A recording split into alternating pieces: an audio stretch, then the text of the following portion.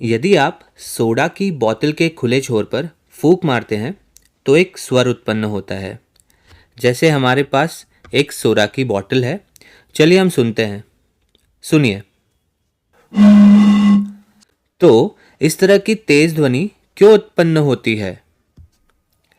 इसका उत्तर अप्रगामी तरंगों यानी कि स्टैंडिंग वेव्स और अनुनाद यानी कि रेजोनेंस में छुपा है।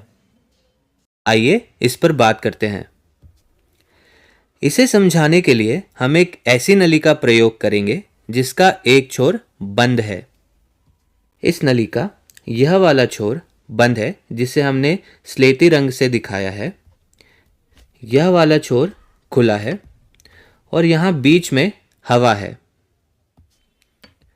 अगर हम इसकी तुलना बोतल से करें तो ये बोतल का निचला हिस्सा है, ये बोतल का ऊपर वाला खुला हिस्सा है और यहाँ पे जैसे बीच में हवा है तो यहाँ पर भी बोतल में हवा भरी है।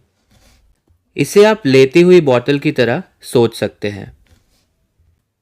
अब जब हम यहाँ पर फूंक मारते, जैसे हमने बोतल पर फूंक मारी, तो ये जो हवा के कण है या ये जो हवा है वह क्या करती है? तो इस बंद छोर पर हवा लगभग स्थिर रहती है। यह हिलने की कोशिश जरूर करती है। ये हवा के कण हिलने की कोशिश, कंपन करने की कोशिश ज़रूर करते हैं, लेकिन जब भी ये ऐसा करने की कोशिश करते हैं तो ये बंद छोर से टकरा जाते हैं और अपनी सारी ऊर्जा खो देते हैं। इसलिए वे वास्तव में कहीं भी नहीं जा पाते। वहीं दूसरी ओर ये जो खुला हिस्सा है, यहाँ के हवा के कण स्वतंत्र रूप से कंपन कर सकते हैं। इस खुले छोर पर हवा का कंपन इस बंद छोर के हवा के कंपन की तुलना में कहीं अधिक है। और ये जो बीच वाला हिस्सा है, यहाँ पर हवा का कंपन कुछ मात्रा में कम है, यानी कि यहाँ सबसे ज़्यादा, और जैसे जैसे आप आगे बढ़ते जाएंगे हवा का कंपन कम होता जाएगा। हमने एक एनिमेशन बनाया है ताकि आप इसे देख सकें। यह कुछ ऐसा दिखेगा। आप देख सकते हैं कि बंद छोर पर हवा स्थिर है, खुले छोर पर हवा तीव्रता से कंपन कर रही है और बीच में यह अलग अलग मात्रा में कंपन करती है, जो बंद छोर की ओर बढ़ने पर धीरे धीरे कम होता जाता है। अब मान लेते हैं कि दोनों छोर खुले हैं, ये छोर भी और ये छोर भी, दोनों ही छोर खुले हैं। तो अब दोनों छोरों पर हवा स्थिर नहीं है, यहाँ हवा स्वतंत्र रूप से कंपन कर सकती है। यदि आप बॉटल का निचला हिस्सा काट दें तब आप भी एक ऐसी ही ट्यूब बना सकते हैं। यदि आप एक बॉटल पर फूंक मारे जिसके दोनों छोर खुले हैं, या अगर आपके पास एक पीवीसी पाइप हो और आप उसके किसी एक छोर पर फूंक मारे, तो आप एक और अनुनाद यानी रेजोनेंस सुनेंगे। यानी दोनों छोरों पर एक अनुनाद आपको मिल जाएगा। बीच में तो हवा के अणु स्थिर रहेंगे और दोनों छोरों पर वे तीव्रता से कंपन करेंगे। यह कुछ ऐसा दिखेगा। देखिए, दोनों छोर तीव्रता से कंपन कर रहे हैं और बीच में जो हवा है वो लगभग स्थिर है। यह एक अप्रगामी तरंग है। इसे अप्रगामी तरंग या स्टैंडिंग वेव क्यों कहते हैं? ऐसा इसलिए क्योंकि लहर की संपीड़न और विरलन वाली अवस्था अब आगे नहीं बढ़ रही है। यह लहर केवल आगे और पीछे हिलती रहती है। जैसे यहाँ के कण और यहाँ के कण आगे और पीछे हिलते रहते हैं। अब हम इसे ग्राफ के माध्यम से व्यक्त करने का प्रयास करेंगे। इसे समझाने के लिए हम कुछ रेखाएं खींचते हैं। ये रेखाएं ये दिखाती है कि हवा अपनी साम्यावस्था या इक्विलिब्रियम में कहाँ पर है। साम्यावस्था का मतलब है जब हवा स्थिर हो। जैसे कि इस चित्र में हम देख सकते हैं, ये जो रेखा है यह बताती है कि जब हवा के कण स्थिर है तो वे कहाँ पर है। जब हम इसे छेड़ नहीं रहे हैं तो हवा के कण अपने स्थान पर कुछ यहाँ पर है। अब जब भी हवा के कण यहाँ से विस्थापित होंगे तो हमें पता चल जाएगा। यदि आप पीवीसी की नली ले और उसके ऊपर फूंक मारे तो हवा पहले ऐसी दिखेगी। अब आप देख सकते हैं कि हवा विस्थापित हो गई है। नली के अलग अलग हिस्सों में हवा के कण अलग अलग मात्रा में विस्थापित हुए हैं। यहाँ वाला कण यहाँ पर आ गया है, यहाँ वाला यहाँ पर, यहाँ वाला यहाँ पर आ गया है, ये वाला थोड़ा ही गया है और ये कण कहीं नहीं गया, ये वहीं पर है। ये कण दाईं ओर, ये कण और ज़्यादा दाईं ओर, ये वाला कण और ज़्यादा दाईं ओर और ये सबसे ज़्यादा दाईं ओर गया है। तो आप देख सकते हैं कि बीच में ज़्यादा कंपन नहीं हुआ है, लेकिन जैसे जैसे आप ये बीच वाले हिस्से से दूर जाते जाते हैं हवा का कंपन या हवा के कणों का कंपन भी बढ़ता जाता है। अब इसे हम एक ग्राफ पर दिखाएंगे। यह ग्राफ हवा के विस्थापन को दिखाएगा। एक्स अक्ष पर हम नली में हवा के कणों की स्थिति को दर्शाएंगे। ये हमारा एक्स अक्ष, और वाई अक्ष पर हम हवा के कणों का विस्थापन दर्शाएंगे। यह अणु एक्स स्थिति पर बाईं ओर काफी हद तक विस्थापित हो गया है और आमतौर पर हम बाईं ओर को ऋणात्मक मानते हैं। इस ग्राफ में हम इसे यहाँ कहीं नीचे की ओर बनाएंगे। हम एक दूसरा रंग ले लेते हैं। अब यह वाला बिल्कुल भी विस्थापित नहीं हुआ है, यह ठीक बीच में है, तो यह अक्ष पर ही होना चाहिए, यानी कि यहाँ पर, क्योंकि इसका विस्थापन 0 है। और फिर यह बहुत ही दाईं ओर गया है, इसीलिए इसे हम धनात्मक y अक्ष पर दर्शाएंगे, यहां पर कहीं। तो इसे हम कुछ ऐसे बना सकते हैं। अब ये कण यहां से फिर यहां तक जाएगा, तो कुछ समय बाद हम इसे यहां बना सकते हैं, कुछ समय बाद यहां, फिर यहां, फिर यहां और यहां तक। तो इस ग्राफ में आप दोलन को देख सकते हैं। यह हिस्सा पूरी तरह से ऊपर जाएगा और फिर नीचे आएगा। और यह जानना जरूरी है कि यह किसी वायु अणु के ऊपर नीचे जाने को नहीं दर्शा रहा है। ये वायु अणु ऊपर नीचे नहीं जा रहे हैं, ये केवल दाएं और बाएं जा रहे हैं। हम केवल इस ग्राफ में इन्हें दर्शाने के लिए कणों की विस्थापन को ऊपर और नीचे की तरफ दर्शा रहे हैं। तो हवा के कण दाएं या बाएं कंपन करते रहते हैं और यह शीर्ष ऊपर या नीचे आता रहता है। यह दर्शाता है कि हवा के कण केवल दाएं बाएं गति कर रहे हैं। यही अप्रगामी तरंग की विशेषता है। हम इसे और अच्छे से दर्शा देते हैं। तो आप देख सकते हैं यहाँ काफी कंपन हो रहा है और यहाँ बिल्कुल भी नहीं। तो इस स्थान को जहाँ पर कोई भी विस्थापन नहीं होता, इसे हम निस्पंद कहते हैं। और ये वाला हिस्सा या फिर ये वाला हिस्सा जहां पर हवा तीव्रता से कंपन करती है, उसे हम प्रस्पंद कहते हैं। इसे ग्राफ के माध्यम से तो हमने दिखा दिया है, लेकिन अब हम इसे गणितीय रूप से व्यक्त करने की कोशिश करेंगे। इसे हम थोड़ा सा साफ कर देते हैं। तो यहां महत्वपूर्ण सवाल यह है कि यह कितनी तरंग दैर्ध्य है।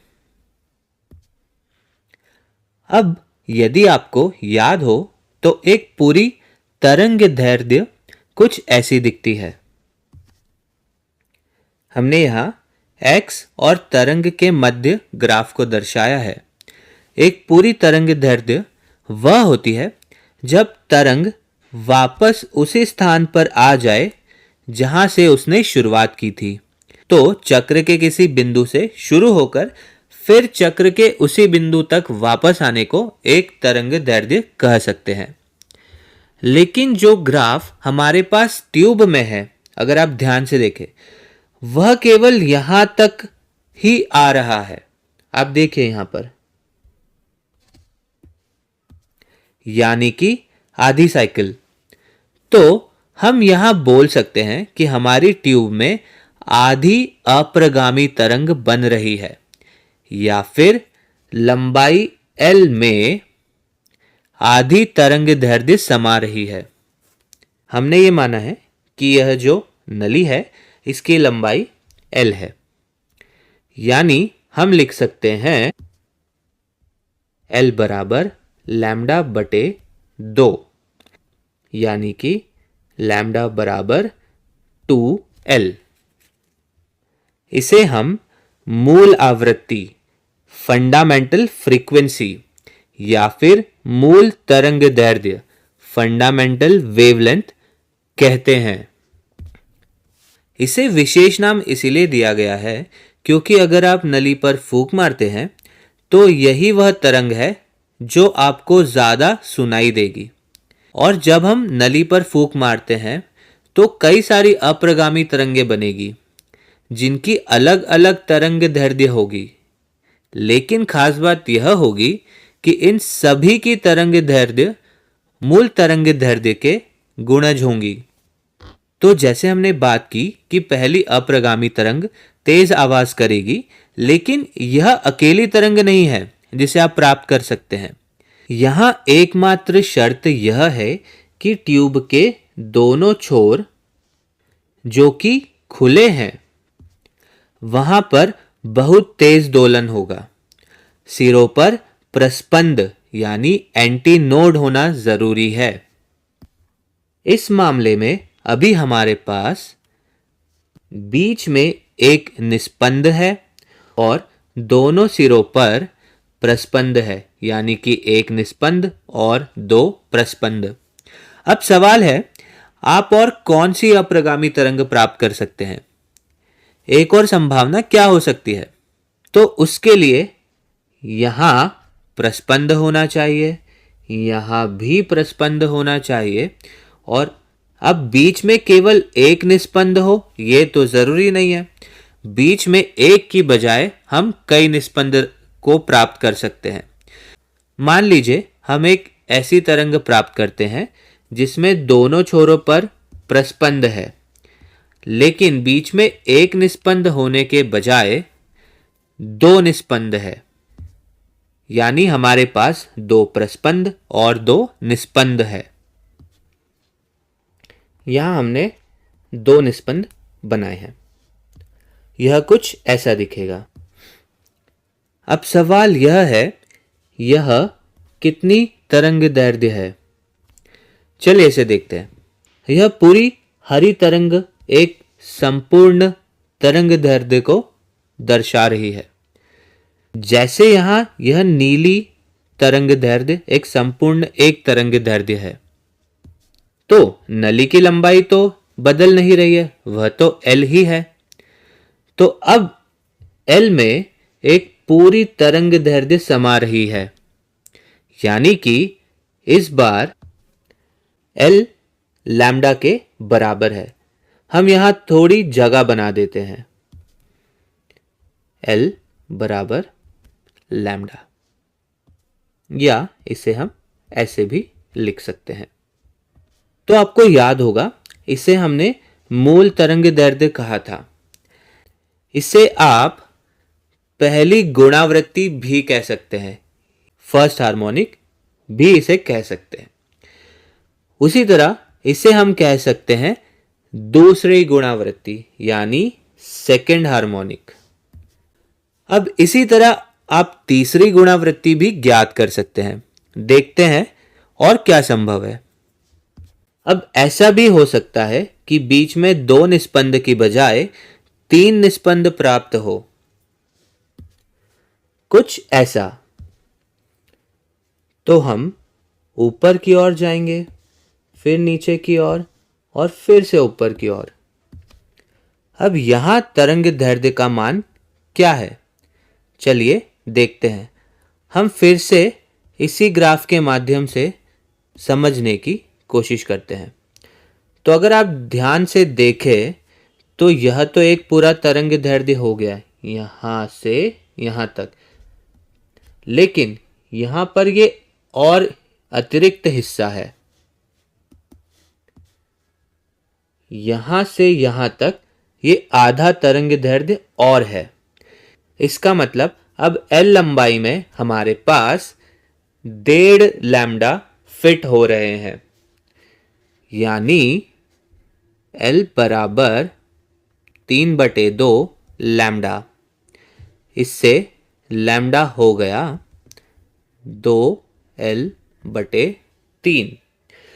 इसे हम तीसरी गुणावृत्ति यानी थर्ड हार्मोनिक भी कह सकते हैं। यह तीसरी संभावित तरंग है और ऐसे ही हम अनंत तरंगे बना सकते हैं। आप चौथी गुणावृत्ति, पांचवी गुणावृत्ति इसी तरह बना सकते हैं। हर बार बीच में एक और निस्पंद को जोड़ते जाइएगा। छोरों पर तो आपको ध्यान ही रखना है कि हमेशा प्रस्पंद होना चाहिए। अब यदि हम सभी संभावित तरंग दैर्ध्यों के लिए एक सूत्र लिखना चाहे तो आप एक पैटर्न देख पा रहे होंगे। जैसे देखें, मैं इसे ऐसे, ये L था तो मैं इसे 2L/2 ऐसा भी लिख सकता हूं। तो आप एक पैटर्न देखिए यहां पर, लैम्डा n बराबर 2L/n, जहां पर n 1, 2, 3, 4 इस तरह से कुछ भी हो सकता है। अगर हम n को 1 रखकर देखेंगे तो हमें ये प्राप्त होगा। अगर हम n को 2 रखकर देखेंगे तो हमें ये प्राप्त होगा। इसी तरह से आप सभी गुणावृत्तियां प्राप्त कर सकते हैं। इस सूत्र से हमें सभी तरंग दैर्ध्य मिल जाते हैं जो इस अप्रगामी तरंग में मिल सकते हैं। तो इस वीडियो में हमने दोनों ओर से खुले नली के बारे में बात की। अब इसी तरह अगले वीडियो में हम एक ऐसी नली की बात करेंगे जो एक छोर से तो खुली होगी लेकिन एक छोर से बंद होगी।